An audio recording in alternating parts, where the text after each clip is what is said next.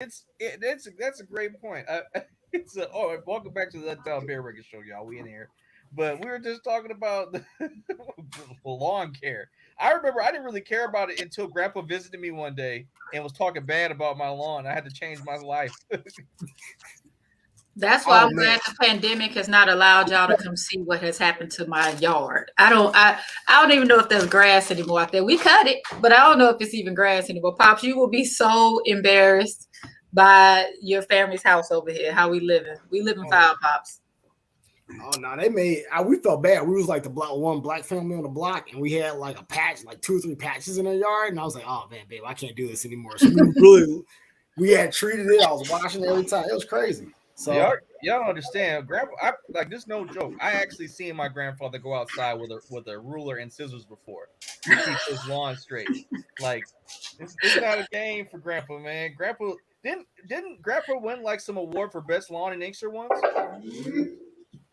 Grandpa, didn't you win an award for like best manicure lawn or something Inkster a long time ago? No, that's not one for the best one. Oh, man. I don't remember getting that for the best one. My lawn now, I got it off the grill beat me up this year. I went out there and I just rolled it. The grill didn't cut the roots. I just rolled it up and took down some more grass seed. Well, I heard me though, because Grandpa's being I modest. knew they was there because I saw one in the first part of the season. I said, well, I'm gonna get my grubbacks, and never did get it. And they showed me they don't play. I didn't put down no verbo till they took my lawn with them. See, Grandpa's being modest right now. See, like, what was it? What was it? The second day the Lord made plants and he actually subcontracted out to Grandpa to spread out the That sounds about right, nephew. Sounds about right. That was classic. Hey, Grandpa's like, let me know when you're online now, man. well, 'Cause we online now. You eating? Are you eating porridge? oh, I was eating my daily diet. I used to be back in the 30s, and I thought I'd eat this for the program. You mean tell me I was online eating my rice? He said it was programmed back in the 30s. Hey, man, black eyed peas and rice, man. Oh yeah, Even throw a few neck bones in there. yeah, buddy. Actually, sounds pretty Hey, good. that keep you alive. You know what? You That surprised tells what you rice can do for you. they See, talk about soul food black being people ain't bad no for black people. strangers. My generation ain't no strangers to rice, Oh beans and no, of rice. course not. But That was a they talk about survival mechanism. they talk about soul food being bad for black people or just people in general. But Grandpa's soul food back then had actual vitamins and minerals in the meat. Like whatever we got now is just so processed. Uncle Hank It's not said, even about it being processed. It's about the amount of sodium that's typically in it and the fat. When you get all the sodium from the whole pig and you add more salt to it, that's where it's coming from. And of course, the macaroni and cheese got to have 5 pounds of cheese in it. It's just that's where the issue lies. It's not a problem with the food itself. It's just how we prepare it. Uncle Hank called it Great Depression food. Man, you know what? That depression food is a delicacy now, man. It used to be they used to give away chili. Now you got to buy them. It costs so much you can't afford them. They should throw the things away. They shouldn't. Nobody should eat chitlins. Grandpa does have a point. But now, I Amen. have seen some. I won't say what I really want to call you don't eat no children, Crystal? Shoot, no, pops. That is disgusting. I know it is. That was survival, man. It was good in the day. It's still good. This It cost ain't me. never been good, pops. It's still good. Pop, No. they don't got no connection to their people, man. They don't know. Man. He lends his connection to the people. Yeah. These new age, these young folks. What? These young Drop folks. that viewership, Uncle Pooh. You know, We when want the last- number one after you When the said last that. time you eat some rice, Crystal? Oh, I made rice last night. Oh yeah, Oh, we you eat do? rice. Okay, I was I wondering. love rice. Okay. Let's beer in. We gotta show the people what we got today. Grandpa, what you got today? I've got some Modelo. All right. Oh. Wait a minute. But it ain't. I feel like I need to drink because of this. This feels nostalgic, and I feel left out in the Supposed to have situation. can? Yeah, that's where it belongs in that brown paper bag. I Okay, got that's a special Modelo Modelo. He got a flavor. Chelada. You ever heard of Modelo Chelada? Nah, what is that? Let's spell It was over, I tried to say it, man. It was over there with the beer. I said, my generation gone because we didn't have all these choices.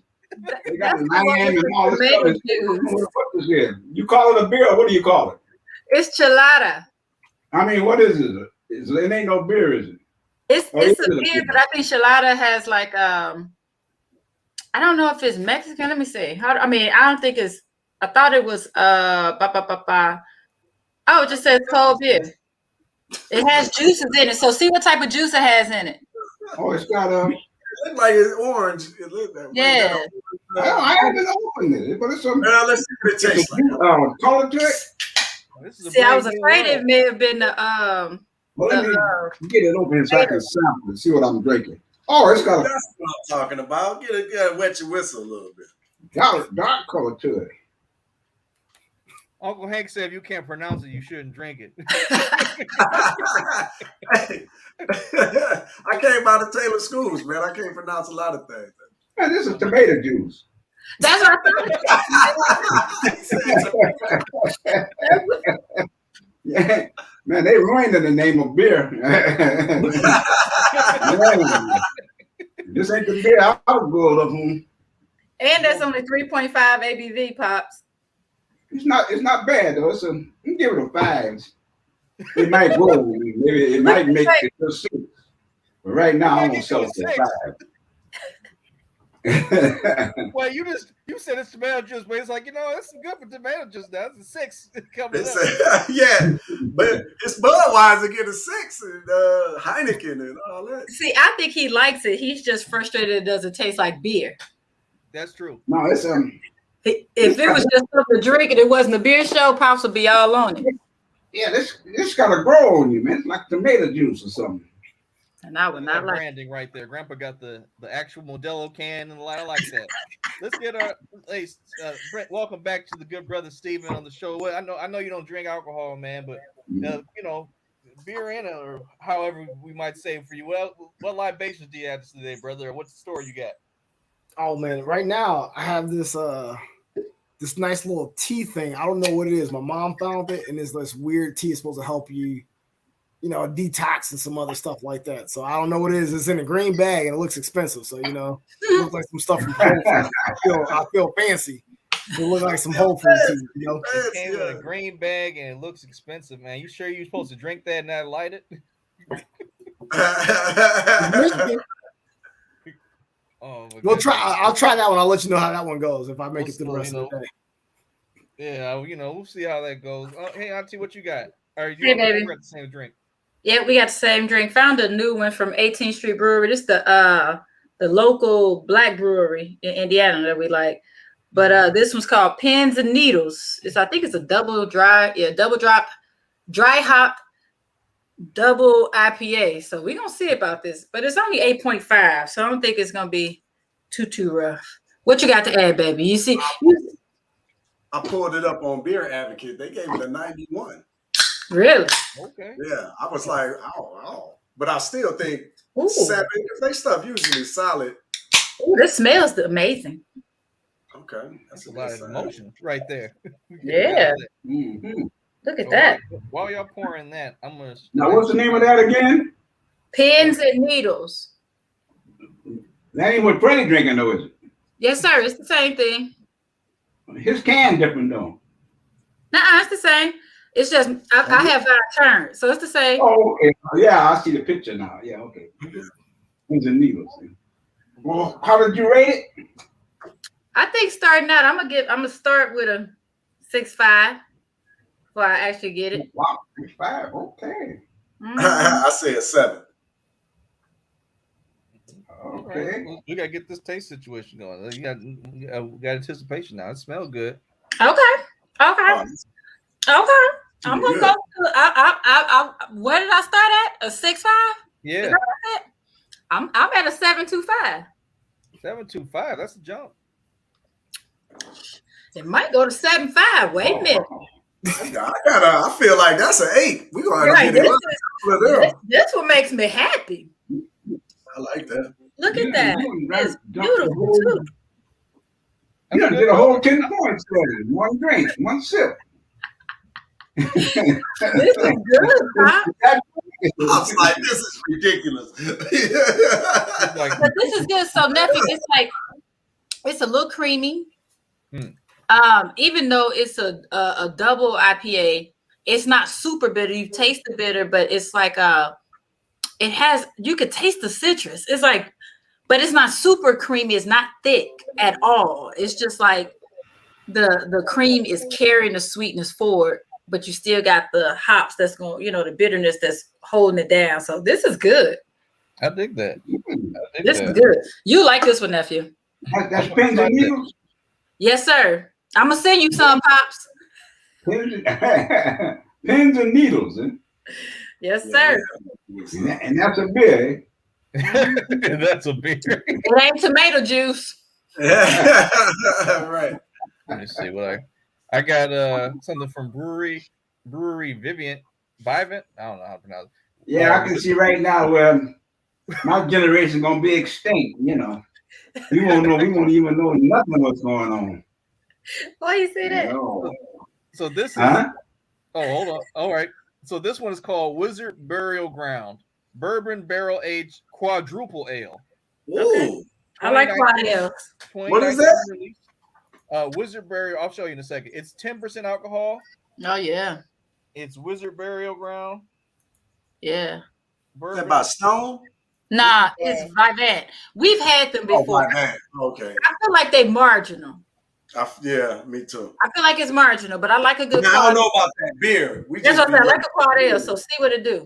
So it's like when you rate the brewery. Yeah, I mean they might have a home run. It might be. Oh, that's pretty. It look good. Look at that amber. It's a good pour. It's a quad ale. Yeah. It looks kind of.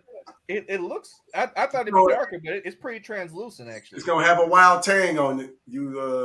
I don't know if you ever had one before.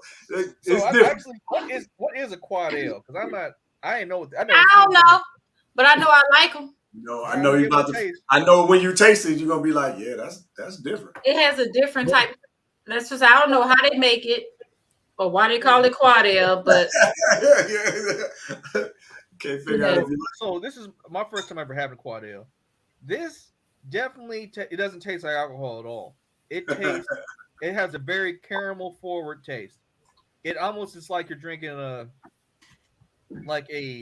more bitter root beer float without the ice cream. A more bitter root beer. I guess I would say. Not bitter where it's like that's interesting. Taste, they really made it sweet. It's weird because it's like it definitely tastes like caramel, but not a bit, but a little bit bitter, but not so bitter what it's not. It's hard. It's a lot of things. Yeah, because that's bourbon barrel aged quad ale. That's a lot going on. That's a lot going on. If you got a quad ale, that's just a lot going on. You know what? Because I'm not quite sure yet. I feel like I have to drink this for a while to really understand it. It's probably better as it warm up. What's the ABV on? 10%. 10. I'm gonna start off. I'm gonna give it a 6 for now until I figure out some more. Because I'm not quite sure if I like it or not. I mean, it's not bad. Yeah, you're confused. When you get down about halfway, you're. The parts of your taste buds ain't never been aroused before. Yeah, it's something different. It's a different exploratory mission. But now that we done beered in, I brought Stephen on. We were talking yesterday. He brought up a good point. You want to take it away, Stephen, before Grandpa goes on his mission? Because we're supposed to have a series. You might even want to stay for this too, man. We're talking about all the countries in Africa and their history. But go ahead, Stephen. Bring up what we were talking about. Oh, so I was just having a conversation when I talked to the good brother. I was wondering and I don't have the answer to this question, has the idea of what it takes or what it means to be a black man, has it changed? Or has it evolved to be able to include a black man, being able to participate in stuff that's not typically quote on black? So what's funny is at work, I have a group that's just us as minorities, and we just watch anime. When we were coming up before, when we was watching like all these other different stuff, One Piece, Inuyasha, Dragon Ball Z, that was never a conversation I could have at school. Like I couldn't, like we all just kind of did it in the closet. We were just over here watching TV and stuff. But now it's funny because we interact with all these people, and I'm just shocked on how many other individuals did the exact same thing I did. So as I was talking about it, my wife was like, well, did the definition, because back then, like I didn't play sports, so I'm not that guy. You know what I mean? Like I don't care about basketball, football, doesn't faze me one bit. These are things I was interested in. I was interested in other stuff like that. I played soccer. I'm a black dude in America that played soccer. Now it's like cool, black kids playing soccer now is like that's kind of normal. It's not as weird. So I just want to know, did the definition of me being able to be like, hey, I'm black, has that evolved, or has it like included other genres of activities now? Or is it what my wife said, where she was like, hey, bro, you're still a nerd. It's just now you with educated people and y'all just all do the same shit. So it's not like it's inclusive. Like nobody's including you anymore. You just found your group over here in the corner and y'all are good right now. So like I said, I don't know the answer, but I'm just curious, man. It's just weird how many people I know watched Dragon Ball Z at the same time I watched it and literally never talked to him like one bit. Hold on, Pooper. I want to ask Grandpa this because I'm like, he's been black a long time. So a little bit longer than all of us. So Grandpa. Hey, get your microphone closer or something. I'm hard time hearing you, Josh. Yeah, Joshua, you always lower than all of us. Hey, Grandpa, can you hear me? Yeah, but not like I can hear Crystal. Yeah, you always here. Well, you know, I'll get a little closer. So, Grandpa, when you were growing up, like, what was it like? So, from when you were younger until to this part of your life when you were still young, how has blackness changed for you? Like being a black man. How has being a black man changed for you? how has it changed? Oh, it's changed a great deal. I mean, I don't quite get the. I might be not giving the wrong answer for the question you asked because I didn't hear all of it. But I'm gonna put it in this perspective. Our source of information basically came from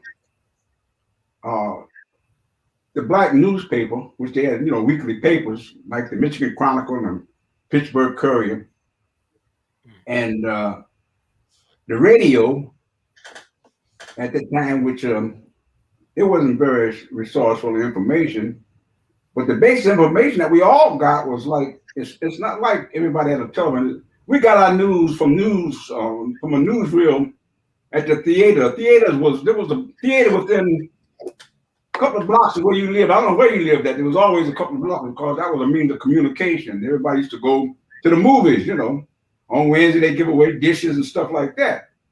So the information that I got was verbally, social information was like what everybody got, white, blacks, and all, Because it's not like the media now where you can go to a black kind of a progressive station or something or any other station, but we all listen to the same thing. So whatever the man fed you, that's what you had to accept. There wasn't no division in it. But getting back to the black communication in the community, we did have the crisis when Brother D. Du Bois, he had the crisis newspaper and we had the black newspaper. So if we didn't buy that, you were kind of what did I say? The job. I know I quoted some misunderstood. What I'm trying to say. No, the crisis. Come on, you were saying. Go ahead, Pops. You talk about the crisis. Mm-hmm. No, I was just saying about the crisis was a means of information we got in the black community, but W.D. Du Bois in the crisis, and the black information we got was through, like I said, the Pittsburgh Courier every year on the weekend. But basically, all the news, it ain't like here we had, you got CNN, you got MSNBC, you got this, you got that. Over there, we had one thing, news really come on every week. So all the information you got, everybody got the same information from the theaters, So that was our means of, keeping up with what's going on, Do you feel that the social norms of being a black man have changed, or have they always been the same? So what was expected of a black man to participate in, to be interested in back in the day, is that the same as now? So Stephen was talking about how he didn't, when he was growing up, he didn't feel that Black people watched anime or Asian cartoons, right? Or it wasn't expected for a Black man to play soccer. Black men were expected to play baseball, football, basketball, but it's more acceptable now to play soccer, rugby, and things like that. Do you feel that the perception of the Black man has evolved, or was it always there and it's just becoming more prevalent? I guess the perception of Black man has evolved, because I don't even think I knew anything about any what you call it, Crosby. What is it, Ready? Lacrosse or rugby? Lacrosse. I didn't know nothing about him until he was in high school, Mm-hmm. And he usually play a little baseball, and if somebody had a ball, or you make one up, yeah, pick it up and make you a ball or something like that. So there's been quite a bit of change with this. I guess you could call that progress, But I'll just say that it's a different world now. Yeah, we know what's coming when we hear that word, huh? Everybody like, whoa. About the change. Well, if there's a change. Because I feel like as the only non-man here, I'll go last on my perspective. You the next elder. You the next elder. Well, I mean, just like Dad was talking about the spreading the information, it's vastly different then than it is now, or even 20, 30 years ago. The means of forming communities is different than 20 years ago, So now it's so internet based. The internet is really made everybody your neighbor. So you got choices of finding groups of people who are into these things. And it turns out there are more people than you were aware when we used to live in our fishbowl, right? I remember when the internet wasn't even on the radar, right? Wasn't nobody thinking of the internet, but it changed everything. And then 20 years later, because we got to remember, the internet ain't even 30 yet, right? It's not even 30. So what's coming it's just done a tremendous amount as far as giving people access to one another to find those communities. So it's long story longer.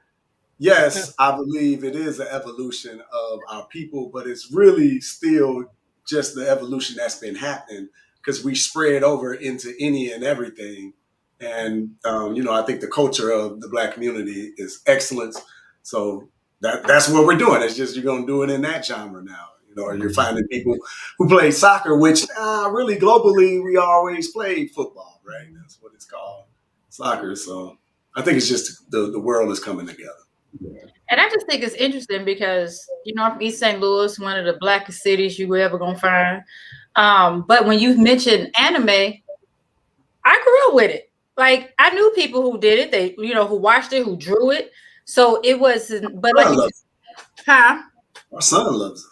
Yeah, but our son's a different generation too. So we're talking about the older. Like when I'm thinking about our generation, it was still there. But as you said, it wasn't even about black or white. It was about nerd or doing something else. It wasn't even about a color that was attached to it. It was just that was the category as opposed to being a black or white thing.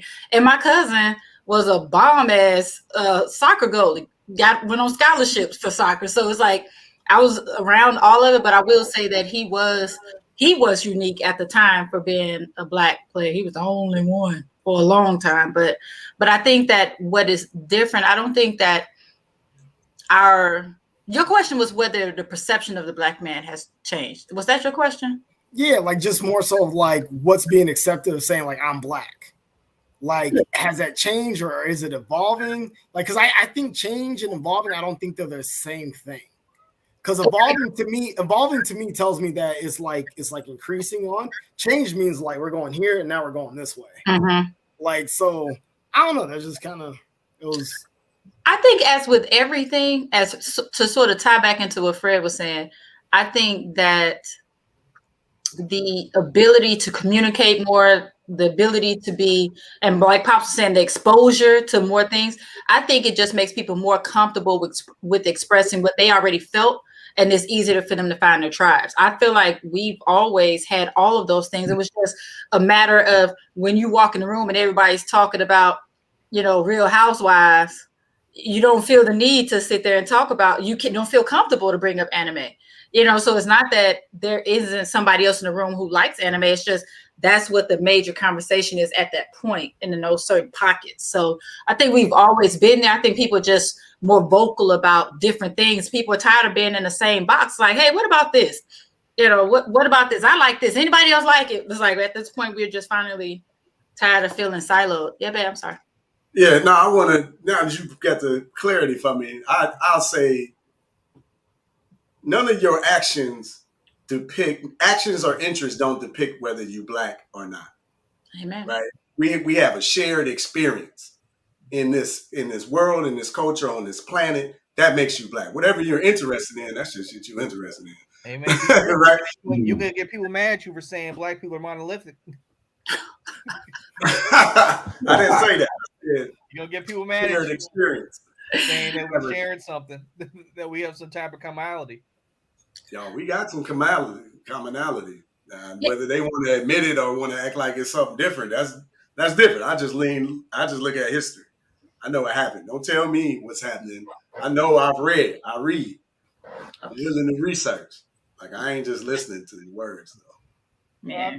I think it's I don't think it's necessarily like it's been a acceptable change or anything. I think it's just what we've always faced in this country is that we got groups of black people who want to be accepted by the outside cultures, and they got groups of black people who are just like, I'm cool, being myself, and there's got a mix of both. You know what I mean? And it's like people who are like in the middle of that. And what I mean by that is, so it's kind of like how Steven said, like, I played soccer and like I was the only person who like I knew who was black who did this, and like I didn't know other people watch anime until like recently or as I got older. And I think that's less to do with the fact that other black people didn't watch it. It's just that people aren't being honest because like when you're younger, you can mentally, until you really understand who you are, you get pigeonholed. Like, for example, like Auntie was bringing up about black kids having to know how to play basketball, football, and baseball back in the day, or whatever time period. It was just like you might have had an interest in other sports, but the fact that like, oh, I'm black, I should intrinsically be good at these. So to be accepted easier into society, I should do these. Bless you. Thank you. As opposed to just doing what you felt your niche was, or whatever you wanted to do, or give it a try. And I think a lot of those pressures come in from a lot of angles, and like Uncle Pooh Bear was saying, we all have a shared experience wherein a lot of the stuff that, like, if you just knew about the world and you weren't just American, you would know that tons of black people all over the world played soccer. Like, soccer isn't that the most played sport in the world? Like, everyone plays soccer in every country. So it's just like if you had a worldview of it, you'd be like, "Oh, this is normal." But like out here in America, where we don't like, that's just not a big sport. At the time when we were younger, it wasn't like a big sport, and let's say it was like the World Cup or the Olympics, something where, of course, you want to win the country to win because you just want America to win anything. But it's the idea that it's perfect example. Like in World War II, when they needed more workers, and they're like, "All right, we'll finally let black people work with us in the factories, give us some jobs." And the unions had to do that because all these white men were out to war, and they're like, "Well, we can't. We need more bodies, right?" And eventually, they gradually let black men in, and after a while, they needed more people, so they let black women in. And it's one of those things where, just like how in the World Cup, where it's acceptable for everyone to like a sport to support the country, when it's a need for it, black people can do anything. And it's like, oh, this is great. You can do this, that, and third, and we accept you.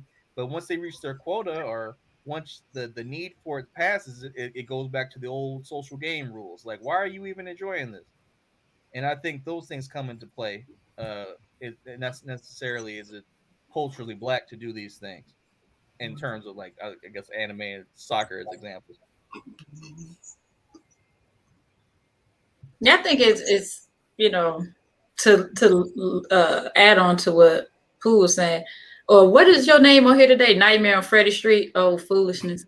I think it's really time for folks to even stop putting actions into black or non-black categories. And that's just the truth, because we're all just like you said, we're all humans, and we just like we like, because everything that you said, like you said, our sons like all that stuff. They are all the things. They did not play. They played football for a little bit, but they loved golf. They did bowling. They did, tennis. So those would be things that are considered to be non-black, I guess, traditionally. But I think at this point, it's not even a big deal, where people are just people. Just live your life. But I guess I think that's the evolution, where there's so much. Folks are tired of defending their blackness based on their actions. I think it's also caught up, like, before someone else says, I want to interject this point. I think it's because also how people are very nationalistic. Like, oh, I'm from America, I'm from Europe, or I'm from like France, or I'm from the Sudan, or I'm from Guinea-Bissau, Sierra Leone. Yeah, like they bring that up because like this, like they have a lot of national pride or whatever. As Black people in America, because we don't necessarily know where we come from, being Black is not only your race or your classification, but also your nationality. So it's a lot of that type of situation going on, where it's just like, am I betraying my my people without a nation? Like whatever landmass we stand on, that's what our nation is at that point, right? Because we don't have an intrinsic one where we, unless you find out what your history was, and you trace it all the way back, and you're really down for that, which is fine. I'm not saying any of these things are wrong, but I'm saying I think that's a big part of it, because Black people in America, there's people who even arguing about what should we call ourselves still to this day for legal reasons, right? So like with all that, because again, we don't have a landmass that we can technically claim, even though we're American, right? But we don't have all the rights still as American. So it's hard to, and all the things that come with that from the history standpoint. So I think it's also that, like, when we say what is Black, and it's just like, I think that's not just like when you look at your skin color. I think people are talking about like culturally, like our as a Black nation, like what do we accept as ours versus what isn't. Well, we don't accept Stacey Dash. We know that. Oh, we traded her a long time ago. Did we trade delegation? The delegation came in. All right. That's Sorry, man. You have to leave the cookout. Yeah, we got her for Robin Thicke or somebody. We just moving them around. Hey, so we get somebody. They can keep Robin Thicke, man. Robin Thicke did Paula Patton bad. They didn't do all that. Hey, but hey, Sean, there's Auntie being light skinned hater again. Paula, when it was when it was a light skinned woman who was hurt by somebody, she was like, but let it be. I just never understood it. I don't know the deets of their relationship, and I feel like as soon as they announced their divorce or their separation, she was out in the streets with somebody too. So I'm just saying, I'm not talking about that. I'm talking about the way he went about trying to get her back, just embarrassed, like this going on award shows, singing about it. It was just weird. That man was heartbroken. That is give him that from the rooftops for that.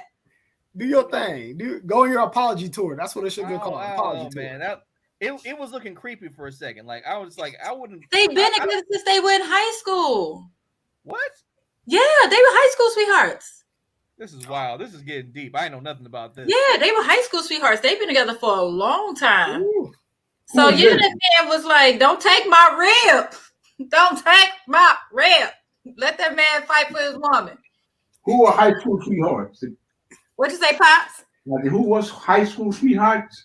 There's the singer. Do you remember the show? What's the show, y'all? Alan Thicke, his daddy. The one with Michael Keaton. Come on. Shut up, Joshua. Full Time or something like that. Well, I can't remember the name of the show, but there's this singer named Robin Thicke. Yeah. He and his wife, they separated. They divorced a couple years ago, and Joshua said it was creepy that when they were separated, he was on award shows singing, trying to get her back.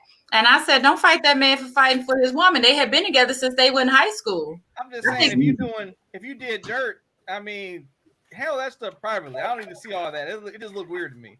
But you know what, though? I think so. This is the thing about public apologies and all that stuff. It could go a couple ways. Sometimes it can be a little whatever. You only doing that because you're trying to make a grandiose gesture, knowing that you just gonna keep messing up. It could be that way. Or in their position, everything they do becomes public knowledge anyway. So if his dirt is going to be public, why not his apology be? True. Yeah, I can understand that. I don't know. It was just weird. To me, it was a little weird. You mean to tell me if Ashley jumped on TV and like I got a public service announcement, baby, I want you back. I'm so sorry for what I did. You were like, beat it. Let me tell you something. I'm just not that type of person. I don't like that type of attention. I agree. I don't like people being all in my business. Like that. Just like those public proposals and stuff. I'd be like, oh, that's big. mean, I won't do nothing recorded on TV. Like I actually proposed at the airport.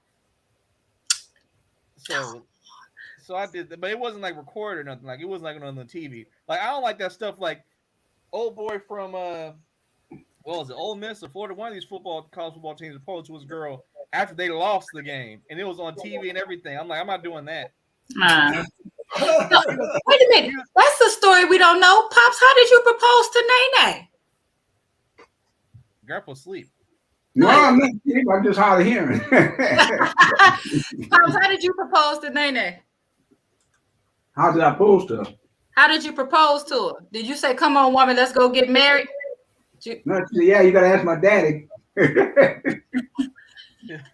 He said, bring him back. What type of what? You get tired, bring him back. You say you gonna ask my daddy? Yeah, back in the day, you gotta ask for the father's hand and approval. No. You still don't do that? Daddy. I had to do that. You did it. Good job. Yeah, I had to do it. Yeah, that's what I mean, I don't know if I had to, but I did it though. Oh, Yeah. I thought you said. I thought he said you better ask my daddy, like his father. No, he said that to Nene, and she said you gotta ask my daddy. Pops, were you nervous when you asked her dad? Huh? Were you nervous when you asked her? Were you nervous when you asked her dad? No, not very nervous. Not nervous, I guess. He was smiling. He said, "Bring her back." He said, "Bring her back." He said, "Bring her back." Bring him back.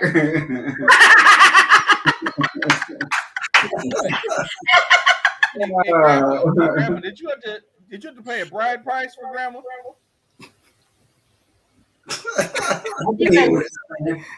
I said, did you have to pay a bride price for grandma? Can you turn up your volume? 40 goats. I said, did you have to pay a bride price for grandma? Did you pay a dowry? No. I was waiting for some. I didn't know people did that, except over there, maybe in India or something. Right. You never know. Down south, they might. He might have had to bring in like a cow or a goat, something. Grandma used to live. Didn't Grandma used to live on a farm or something? Pops, didn't they live on a farm? Yeah, you could. Well, I wouldn't say she lived on a farm, but you could farm. They had enough land to farm because they had about, I don't know, 50, 60 acres or something. You farm on that, But my land. Well, at that time, her father worked for the government. He was a government employee. Really? The arsenal, this military arsenal there outside of not Montgomery, but I can't even think. But anyway, there's a military ordinance in Alabama, not too far from Fort McCulloch. Mm-hmm. I think that's what Tom went and got his training at, but there was a military at Fort McCulloch, and there's an arsenal there, and that's where father worked at. So that most of the people lived around farm land, but they worked away from it, They had jobs, Had jobs.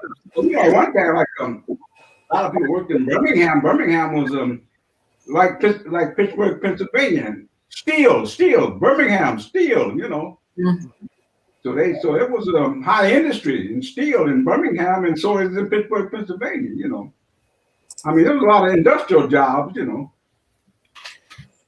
ask Steve. Sean, I just thought about something. This is the reason, because I know we changed this around to my generation is gone. So I figured out we're kind of messed up right now because I just heard your grandfather just give a phenomenal story, and the details are in there. Me, if I talk about what happened to me as a child, I can't remember what was down the street and everything else and stuff like that. I feel like when I talk to the older generation, they'll be like, Yeah, you know, and then on the corner was a Wendy's, and then we had this, and then I had a red suit on that day. I remember I had a red suit on, and then they would tell you everything. Me, I'm like, I don't know, bro. Like, it's just, it happened. It happened. I don't know. So I think that's why our generation is kind of screwed. Like, you know what I mean? We need to pick something up and be good at something. Be more detail oriented. Well, yeah, that's what I'm saying. Like, our life is just passing us by. Tell us how you asked Samara. Tell us how you asked Samara for her hand, because we know who's coming next time. T. We're gonna have to hear y'all story. But I like, man, I botched that so bad. So this would happen. So me and her both are in like Greek letter organizations. So what I was gonna do is I was gonna have basically cross like an individual study session with a whole bunch of different schools, and I was gonna bring them around, right? And I was gonna be like kind of like masked up saying like, hey, I'm like one of the new people down there from a different school. So I was gonna go through this whole thing. I started planning it. The shit got out of control. It went from only having like 3 people there to like 6 schools thinking we were actually doing something. So it was like, it got like really out of control. If you know my wife is not a very like, don't put her in the spotlight type of person. So it like went so far out of control. Like I had to cancel. I was like, hey bro, we can't do this. I'm gonna die. I'm literally, she's gonna shoot me. All right. So what I ended up doing is her favorite artist is Erykah Badu. I learned all the lyrics to like Baduism and a couple other songs, and that's how I ended up proposing it to her, to one of the songs that I like that she likes, and we talked to her, and we did it at our home there where it was just me and her. Because like I said, I got nervous in the mud because it started when people were calling me like, yeah, I'm coming from Toledo because y'all got something. I was like, no, this is a lie, dude. Like, no, stop, time out. Like it got out of control, man. I just got scared, so I had to run. I ran the opposite direction. I know that. What about you, Auntie and Uncle? How did this proposal happen? How inebriated were y'all when we were sober, but she asked me. Now we got another topic.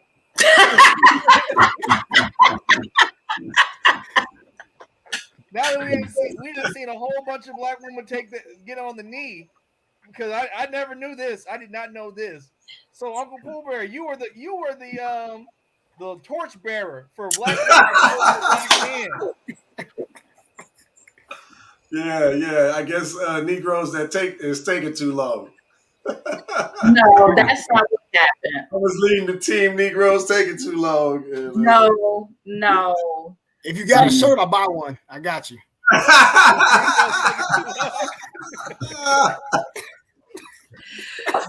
So I asked the official question, but it was because he basically just told me we were engaged, and I was just like, somebody needs to ask the question. So we came to Detroit Halloween weekend, and he was saying something like, yeah, because when we get married, and I was like, when we get married, what you talking about? So he just kept talking about when we get married and have more kids. And I'm like, what? Like, he was like, look here, I ain't going nowhere, you ain't going nowhere. We gonna get married.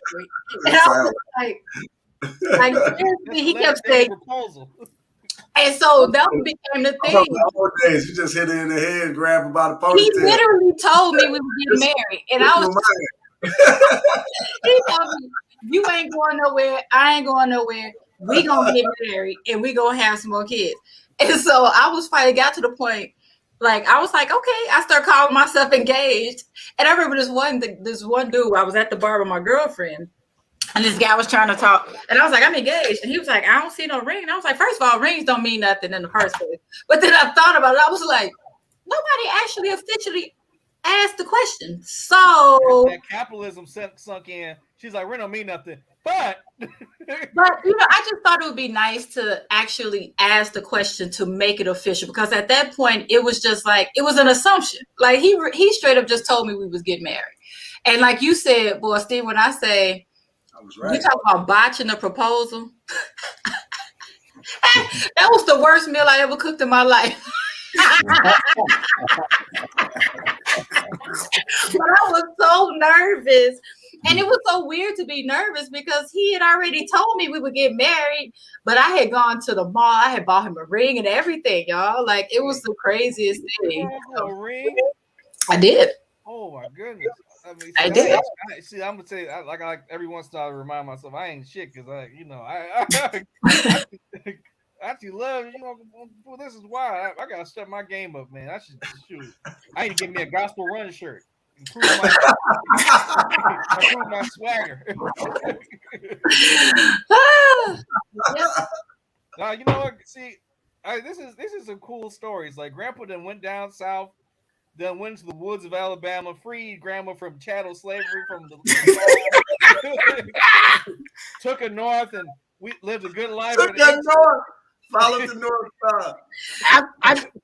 I thought at this point I would be surprised. I know you know Sean his whole life. I've known him now probably 5-6 years now or so. I don't know. It's been a couple years. Yeah. I'm like, why should I be surprised now? I shouldn't be surprised. You should not be. I shouldn't be. That's shame on me. That's shame on me. You don't get mad. I was like, you gotta add in something about like some goats or something like that.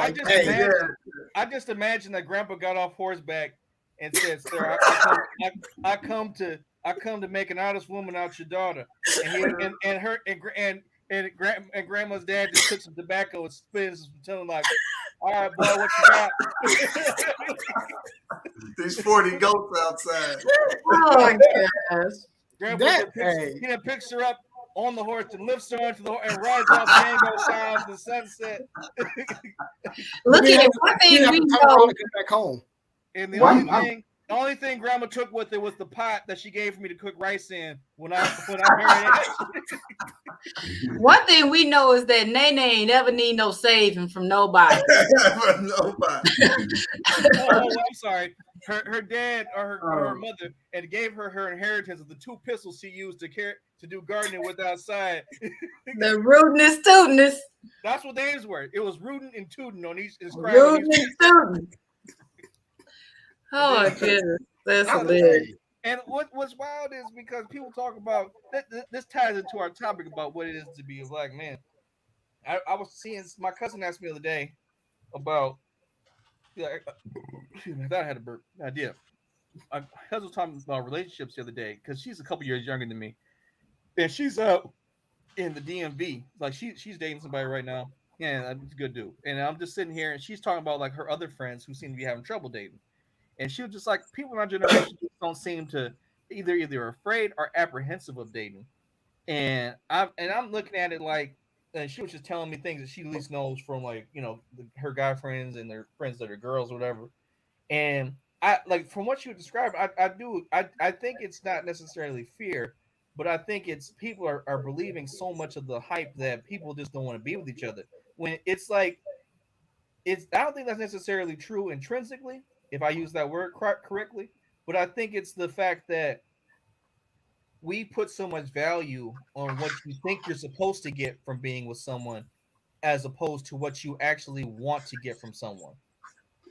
It's social media, bro. That's all it is. It's like what can you like? It's not like it's literally like I would be terrified if something happened to me and Samara broke up and I have to go back in there because it's scary out there, bro. I was like, I feel bad for people. I was like, yeah, man, bro. Like, I don't know. Like now that I'm in my 30s, I kind of know who I am finally. Like, you know what I mean? Like, I finally got an idea of who I am as a person. But like, I was like, dude, you don't know what you're doing. You're like, hey, am I supposed to be on Instagram? So am I supposed to have a car, or am I supposed to look like J. Cole, or am I supposed to like? Well, I don't know what I'm supposed to be right now. You know what I mean? Like, it's just too much going on, bro. I'm worried because it's people like my grandpa out here. Like, we had a girl send grandpa a voicemail talking about how fine he was on this happened. This was on the show. She said, send this to your grandfather. Like, I can't compete with that. Like, if some girls out here got between me and grandpa for a day, it's over. I'm 2,000. Like, you know what I mean? Like, we got actual like you know what I mean? Like it's hard. Like I'm a homebody. Like intrinsically, I'm not built for this dating generation where the first date's got to be on a plane to Jamaica. Like, you know what I mean? Like that's what. He's like, where my bank account set up. You know what I mean? Like so what I've been over here looking for, based off what Steven said, there was this post my friends and I, somebody shared it with me. This guy was saying that he didn't know that he wasn't living life until his woman got in this world. And he was like, just talking about all the advances she made in his life, talking about just simple things, you know. You saw that, babe? Like, what was he talking about? Like, I didn't know that I know the you're supposed to iron your clothes. right. Oh, hey, that's facts. That's facts. Literally, there's so much stuff that happens. Like my wife is like, "Well, you can't do that." I'm like, "But why not?" Like it's like literally. I have 3 kids, but it's like it's my wife who's an adult, my 3 kids, and then me, I'm half a kid. Like I just work and I'm really good at working and I can pay bills. I'm really good at that. I crack some jokes. Yeah, man. Yeah. So like it's just a difference. Like I have a steel horse, you know what I mean? I'm not riding on a horse like grandpa did, but you know what I mean? I got this little horse back here. I like do my thing. But I just didn't like there's a lot of stuff like just owning a house. Some stuff she's like, no, Steve, you got to do this like every year. It's like, what do you mean? Like, I thought we fixed the backyard. Like, it's done. I paid for it. She's like, no, you got to do this like every year. And I was like, shit. Like, I don't know if I'm not about this life. I mean, what's wild about that for me is just like, man, like everybody know about how Ashley is. I'd be over here thinking I'd be doing right by the Lord, and she'd be telling me, no, that's Old Testament. We're on New Testament home cleaning now. We're on New Testament home care. This is what we're doing. So I found it. It says, fellas, I can't be the only one. Tell me how your girl improved your life.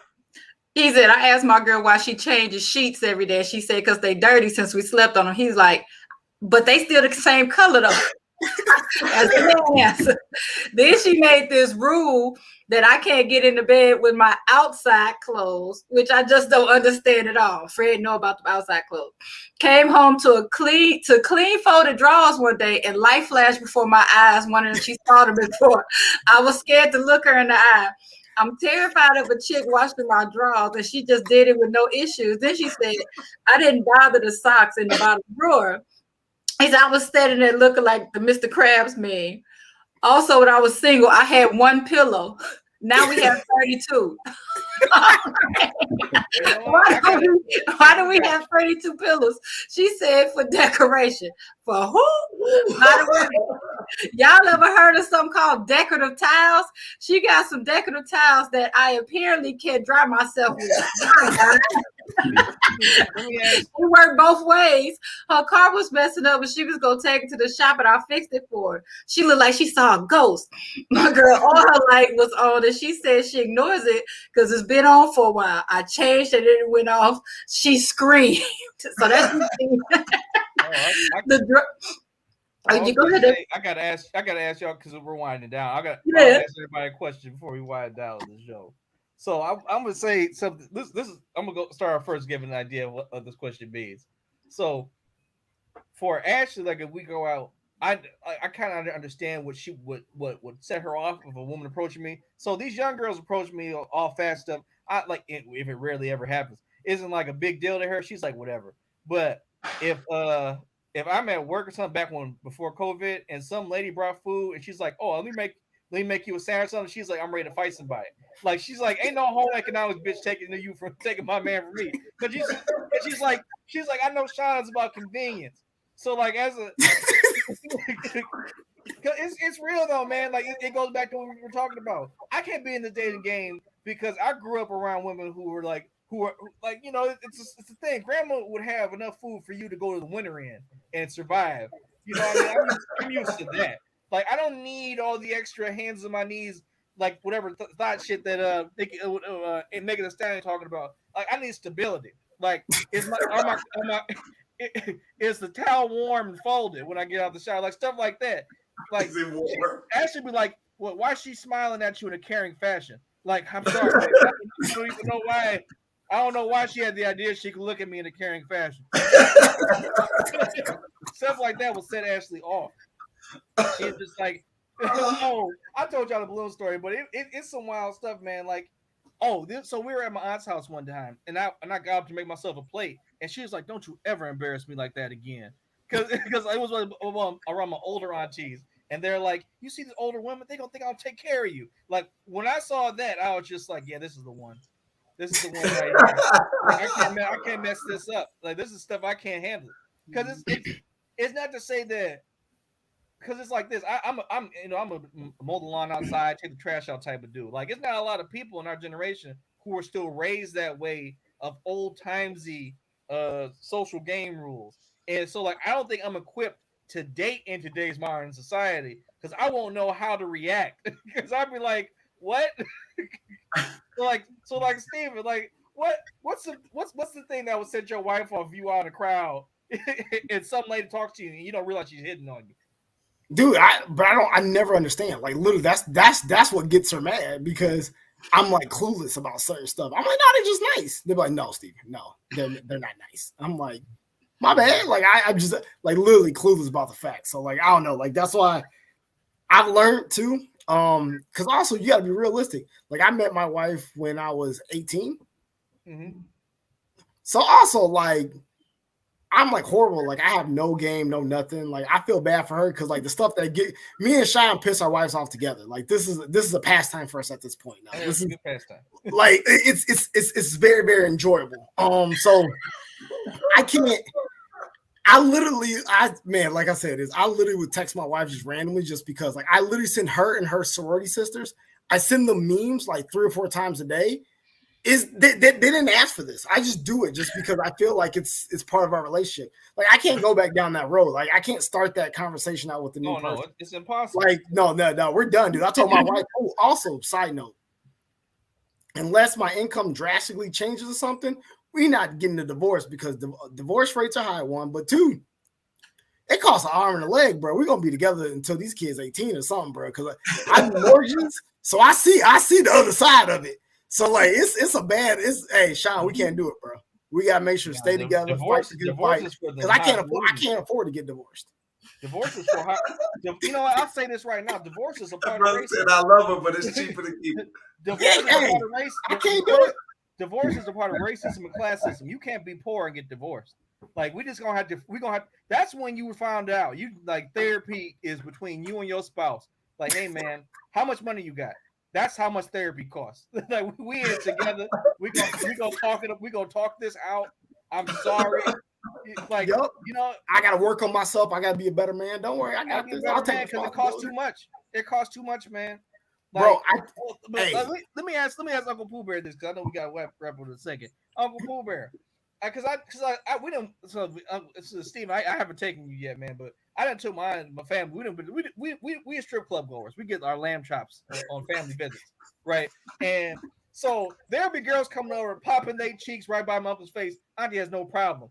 I don't even know what sets mine off, but like Lord forbid, like there's certain things that people do that I watch people. Let some foreign woman just put their hand on somebody's shoulder. Like that see, look how her hand went. You saw her hand adjusted. Like women understand. Like that shoulder hand touch, is lethal. That's sexual assault. But hey, that's how you know you got a real one though. Because I went to a strip club with my cousin. I'm texting my wife. She's like, "Why don't you go look at them or something?" I was like, "I can't. I'm cheap. I can't do this. Like, this doesn't get like." What's my ROI? Like, what's my return on investment on this? Like, I don't get. There's no percentage. We just had this conversation. I told him to stop being so cheap. Don't give women $1 at a time. That is a skill. Hey, they have worked hard for that. And you want to give her $1? Dollar Tree cheeks. That's what I need. Dollar Tree. No, you don't need no Dollar Tree. Dollar General. Dollar General. But you saw, Stephen, she was flustered. She was flummoxed when I talked about a woman touching Uncle's shoulder. That's an old time again. That's a problem. So like Uncle Pooh, what's something that you went out auntie with and you didn't know you were getting hit on? The auntie was just like, I'm about to fight somebody. I'm sure she could tell you. I don't because I don't be paying attention anyway. So All right, I've never been at fight mode, but there was this one time, like to me, like you said, he mine, whatever. If I say anything, it's just because I don't like chicks who are disrespectful. That's what you're not gonna do. Is just act like I'm not here. It's not about him. It's about the chick. And so when our oldest was a baby, like I claim this is mine. It is what it is.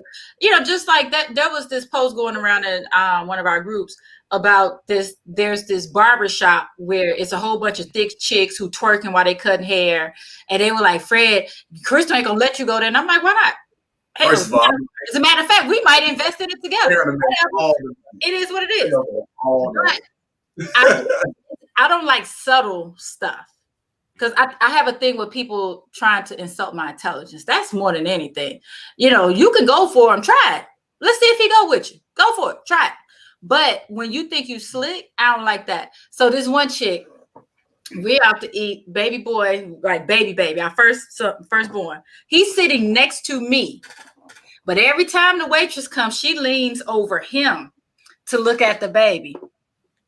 Kept coming touch his shoulder. Every time he almost took a sip of his drink, she was refilling the mess out of it. Now my cup empty as hell. But he can't even take a sip without her filling it up. And so she keeps touching his shoulder, leaning over, and then she kept saying, oh, he is so cute. He looks just like Dad. Oh my gosh, he is so handsome. He looks just like Dad.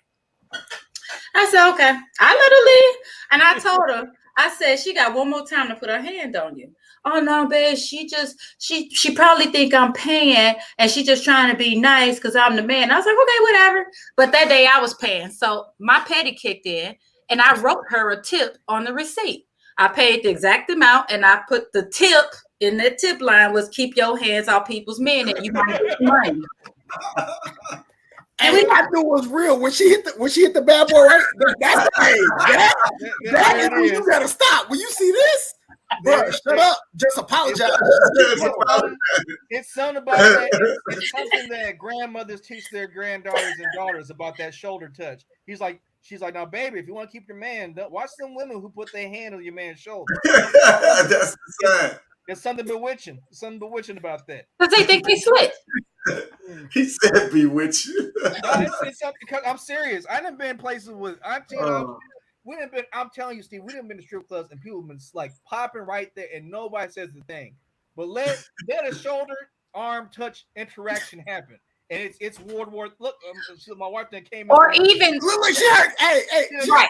Or even the eye contact is too long. Like we've had that before. We'll be at a conference and like. This one time I say, does she know you married? Like, does she know I'm your wife?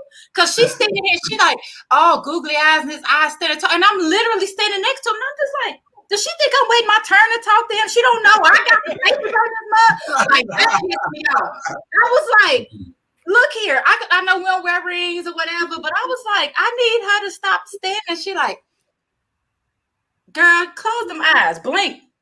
Blink, bitch. Sean be shimmying away from him. A lady came over one day and was like, oh, sweetie, could you hang up this balloon? And he shimmied away and looked at me and was like, I don't know her. Yeah. Right now. That's your uncle. He'll do the same. Turned his back on I know. Like, I don't take no chances with shoulder arm interactions. Serious situation. Unhand me, woman. hey, don't you see? I am chest. I have been chosen. I have been chosen to be leave me, foul demon. Did you call her Jezebel? Like this Jezebel. Oh, you know we got to hear Nene story. I didn't have my gospel run shirt on. I wasn't ordained. Oh my God, the gospel run. My hedge of protection, wasn't around. So you know we got to hear a Nene story. I want to hear Nene's story because I'm quite sure she checked many of females who looked or came around. Pops. Yeah, Grandpa. What? Grandpa, when Grandma was around and you guys were dating? What was there a time when some lady hit on you, you didn't realize it, and Grandma took offense to it? I didn't hear what I haven't been able to hear good.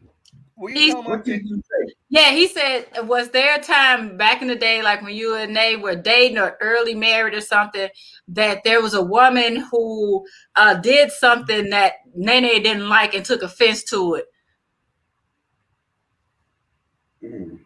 Like did a lady, because like when she passed, I kept saying, Shirley better not try to bring you no quiche. We keep saying that for the longest. Like, look here, Shirley, he is well taken care of. So casseroles getting thrown out. casseroles, go on. Don't nobody want your dry casserole, Shirley. Go on somewhere. But Who is Shirley?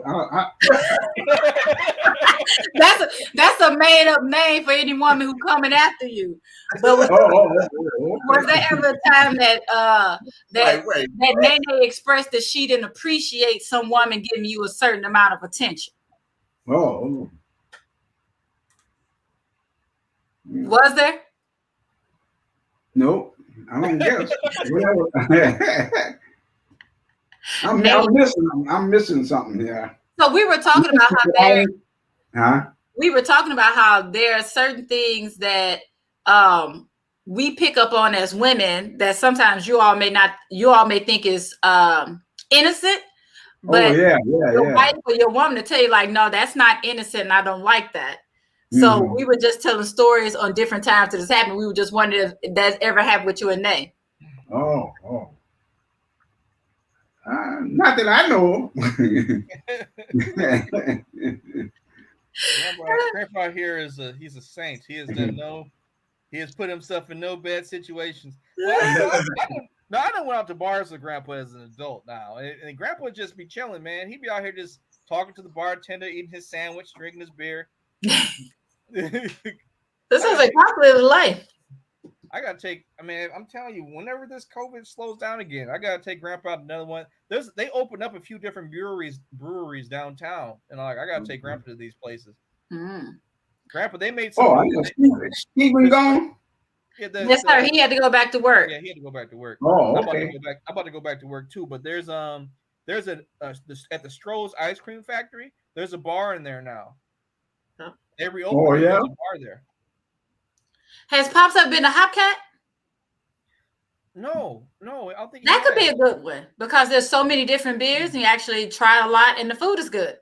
If it's open at noon, like if I can get there like at noon when it's not a lot of people, I'll take off a long lunch or something to take them there. Okay, it's downtown, Pops. What's the name of it? You say Hopcat. Hopcat. Hopcat. HOPCAT. Oh, like the hops that they put in beer. Yeah. Yeah. They have these fries called crack fries. The food is good. Food is real good. Yeah, the food is good. What they have their theme is, Grandpa, they have like what, over 100 different types of beer there? Yeah. And so downstairs they have a variety of beers, and at the upstairs beer bar they have nothing but local beers. So it's real good. It's real good. Yeah, it's very interesting. Yeah. Well, hold on. Let's wind down. So, Grandpa, what's your final thoughts from the show today? What's your final thought? Final thoughts is you gotta turn up your volume. That's my final thought, because I can't hear you at all. We're gonna get Joshua a new microphone. You might need an external mic, nephew. I think what it is I gotta replace. I have my laptop since like 14. I think I'm because my screen is starting to do the blurry shake thing. I've been trying to fix it. Work for a little bit, but I think it's about time I retire this laptop. So it might be coming. I gotta see. But if we got some extra money from this move, I might try to get my tenderoni to get me a new updated laptop. my sugar mama. But what's your final thought, Auntie? Oh, this has been a fun show. We've been all around the world today on this conversation. Yeah. Right. My final thought is that I'm gonna go back what my boo thing said earlier was that your experiences don't, and your interests don't make you black. So I'm just glad that people are just being people. And black folks are being black folks. Stop acting like you sing. Been around the world, girl. I know, but I'm just glad that folks are just living their lives and following their interests no matter what. So I'm glad that I'm thankful for social media and technology that's making it more comfortable for people to find their tribes to do the things that they want, so they don't have to look in their immediate circles and to appreciate the broader circles that they can find. I dig that. What about you, Uncle Pooh? I'm black, y'all. I'm black, y'all. I'm black, y'all. Yeah, That's my thought. That's your thought. Okay. that's your thought. That's funny. Well, that is this week's episode. We actually got a new viewer. I'm not going to say the name because I think it has cussing in it, but thank you for watching our show. And because they were commenting and they were like, this is interactive and everything. They stayed for a while, so good for them. We didn't get our was it Norway that came in, or is it? Yeah, I think it is Norway. Shout out to Belgium, Norway. Norway. Yeah, I think it's Norway. Shout out to Norway. You know, we're gonna have to Stop get trying you to guys, blame. we're gonna have to get them on the show one day. Tell us about that whole story about that island and that whole Eritrean marriage situation. That was wild. Eritrean, yeah. Eritrean, because you imagine, like, you marry somebody and like, I'm gonna take you to an island with only 300 people, girl. That's it. We done. But he said that she didn't consider herself to be Eritrean. She's wherever they from. Was it Norwegian? You know what? We should do an episode on that. We need some. We need some first generation immigrant black people to come on, because like there's definitely a difference, because I didn't. That's not the first time I've heard of that where they're a black person who would go by their nationality as opposed to like their was it their race or whatever. Our so-called race, as it were, because we're human. But for That might just be her. hey, in America, until we get reparations, I'm going by the classification, because I want when that check come out, it's only going to certain people, and I want to make sure that it's I want one. I want to make sure they understand I'm one of them certain persons. Right. Hello. I'm for certain one of the certain people. I'm for. That's right. That's a shirt. I'm for certain a certain person. Then reparations. Well, thank you guys again. Thank you, Grandpa, for coming on. Love you guys. Thank you, Auntie and Uncle. Love you too, baby. Love you, Pops. All right. All right. Talk to you soon, man. Okay. Y'all take care. All right. Bye.